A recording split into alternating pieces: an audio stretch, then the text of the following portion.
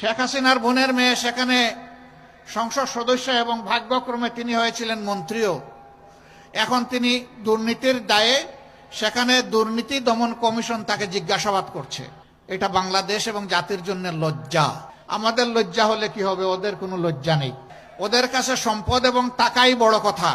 অথচ তারা বলতেন মা হারিয়েছি, বাপ হারিয়েছি, ভাই হারিয়েছি, সব হারিয়েছি, এদেশে আমার পাওয়ার কিছু নাই, আমার কলিজা, আমার হৃদয় বাংলাদেশের জন্য। কথা খুব সুন্দর, কিন্তু তিনি ছাড়া তার পরিবারের জীবিত কোনো সদস্য বাংলাদেশে থাকতেন না। তার ছেলে, তার বোনের মেয়ে এবং ছেলে, তাদের জন্য বাংলাদেশের কোনো ছেলে এবং মেয়ে তাদের পছন্দ হয় নাই। দুইজন বিয়ে করেছে, দুইজন খ্রিস্টান মেয়ে, একজন বিয়ে করেছে একটা ইহুদি ছেলেকে। কোনো অসুবিধা নাই, তারাও মানুষ।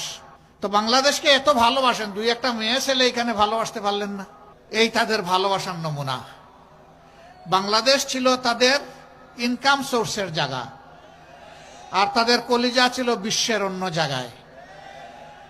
এই দেশের প্রতি তাদের দুঃখ দরদ থাকবে না, এটাই স্বাভাবিক। বলবেন তা গেল শেখ পরিবারের ব্যাপার, তাদের তো আরো অনেক এমপি ছিল, মন্ত্রী ছিল। খোঁজ নিয়ে দেখেন, সবগুলার ছেলে মেয়ে এখন বিদেশে। পরিবার বিদেশে। কোথায়? বেগমপাড়ায়। বাংলাদেশের শিক্ষাকে শেষ করে দিয়েছে। শেষ করবে না কেন? তাদের কোনো সন্তান তো এই দেশে লেখাপড়া করে না। কাজেই এই দেশের শিক্ষা এবং শিক্ষা প্রতিষ্ঠানের প্রতি তাদের দরদ থাকার কোনো প্রশ্নই উঠে না। তিলে তিলে এই দেশের শিক্ষাকে ধ্বংস করে জাতির মেরুদণ্ডটা ধ্বংস করে ফেলেছে। এরপরে কষ্ট করে গরিবের সন্তানেরা এই দেশে থাকে, যেটুকু পারে নিজের মেধা দিয়ে সংগ্রাম করে একটু ভালো রেজাল্ট করে। কিন্তু রেজাল্ট করার পরে তার কাঙ্ক্ষিত আর কোনো চাকরি জুটে না, ছেলেরও জুটে না, মেয়েরও জুটে না। কৌটার জালে বন্দি। কোনো দেশে দুনিয়ায় নিয়ম নাই। শতকরা 56 জন চলে যাবে কৌটায়, 44 জন যাবে মেধায়। সেই মেধায় হিসাব করা হবে কোনটা কোনটা আমাদের দলের। আওয়ামী লীগ যেটা করবে না, নিঃশর্ত আনুগত্য স্বীকার করবে না, তাদের কোনো চাকরির জায়গা বাংলাদেশে নাই। সম্মানিত ভাইয়েরা, তারা নারী পুরুষের ব্যবধান এনে আমাদেরকে বলে জামাতে ইসলামী ক্ষমতায় গেলে এই দেশে মহিলারা বিপদে পড়বে। কেন বিপদে পড়বে? মহিলার তো মায়ের জাতি।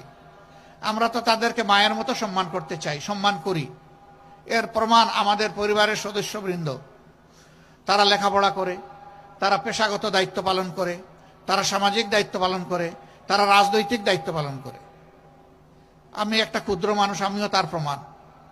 আমার স্ত্রী একজন সংসদ সদস্য ছিলেন, তিনি একজন চিকিৎসক, তিনি রোগের সেবা করেছেন। এখন যদিও তিনি পারেন না। দুটি মেয়ে, তারাও চিকিৎসক, তারাও মানুষকে সেবা দেয়। একটি ছেলে, সেও চিকিৎসক, সেও মানুষকে সেবা দেয়। তাহলে আমি তো শুধু